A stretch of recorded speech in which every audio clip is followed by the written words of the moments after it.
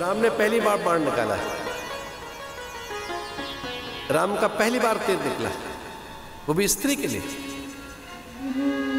राम बड़े संकोच में कि तीर भी चला रहे हैं तो स्त्री पर,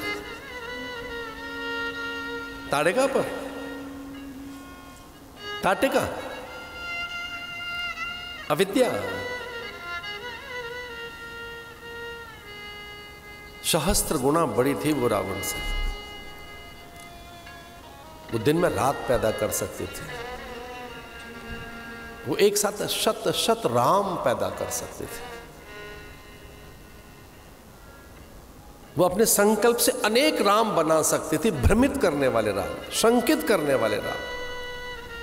वो अकारणीय वर्षा ला सकती थी, वो बादल बन सकती थी, बयार बन सकती थी। वो यूं ही ऐसे ही कोई कीट, कृमि, मीन, भतंग, भृंग बन सकती थी। पता नहीं लग सकता था कब घास के तिनके वो तिनका बनकर बैठी है, खिलती कलियों वो एक फूल बनकर बैठी है, कोटि कोटि पत्रों में वो एक पत्र बनकर बैठी है। इतनी मायावी ताड़िका।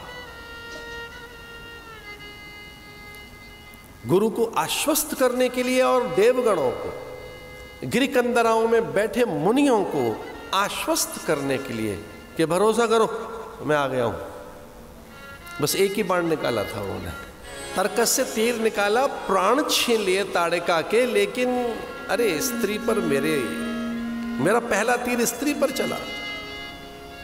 अरे दीन है बेचारी, ये तो परिचारिका है, दासी है, किंकरी है, दूती है, ये स्वयं रावण तो है नहीं। हाँ, उससे भी अधिक बलशालिनी तो है।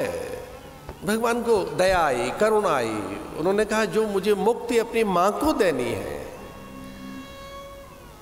जिस कैवल्य की, जिस साकेत की अधिकारिणी मेरी मां है, उतना अधिक प्रेम उमड़ गया राम के अंदर और ताड़िका को वो मुक्ति दे दी राम ने।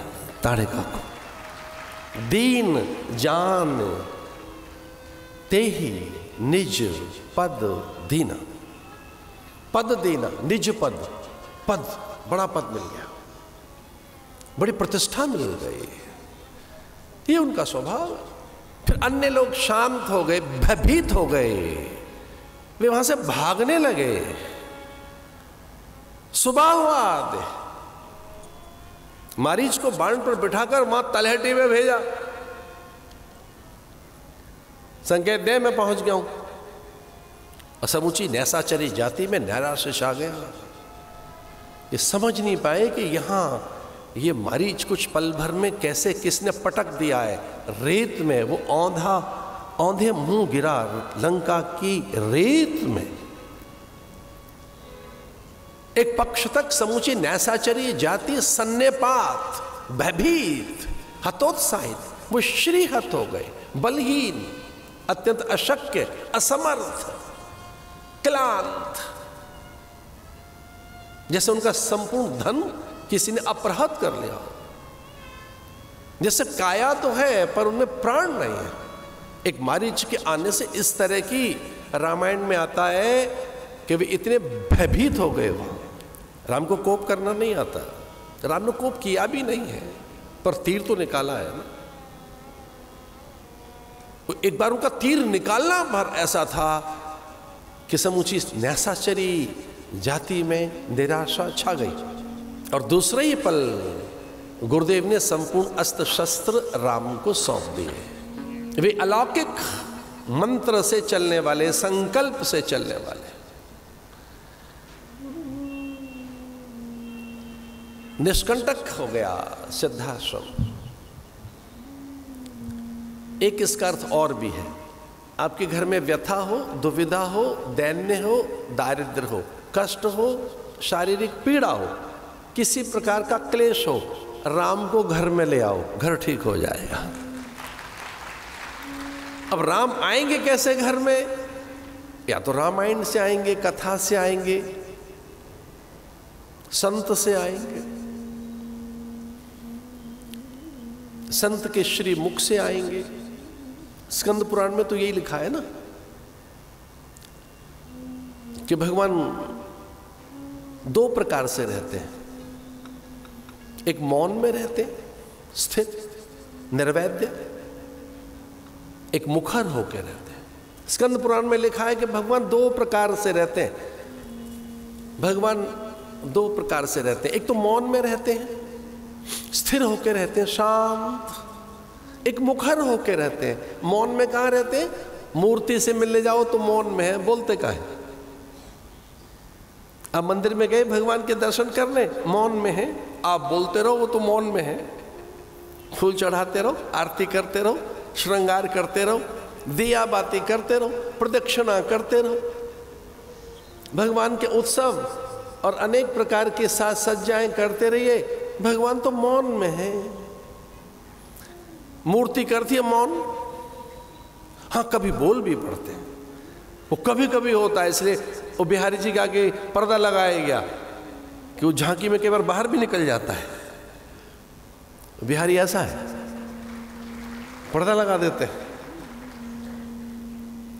बिहारी द्रवीभूत हो जाते हैं, उनसे रहा नहीं जाता। भक्त की आर्द्रता, भक्त के अश्रु, भक्त की भीतर की करुणा और उनका करुणा रस देखकर बिहारी बाहर।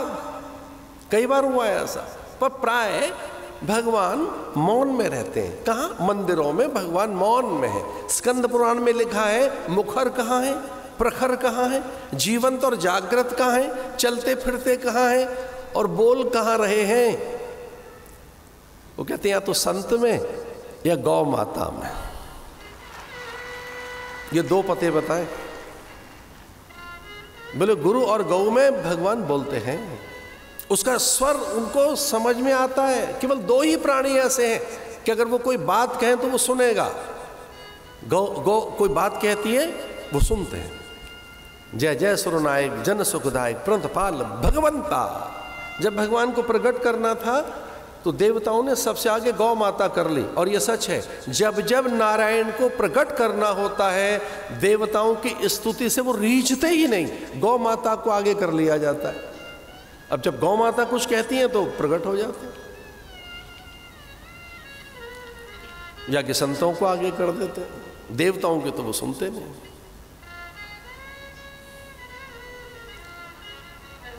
नंदी के कान में कोई बात कहोगे वहां पहुंचती है। वो इस तरह का उसकी रचना है, उसकी रचना।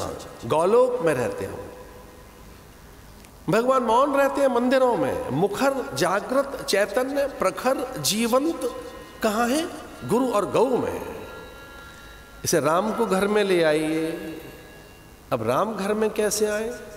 अगर घर में संत आए, उनकी वाणी आई, सत्संग आया तो राम घर में आ गया। यही तो विधान है घर में राम लाने का।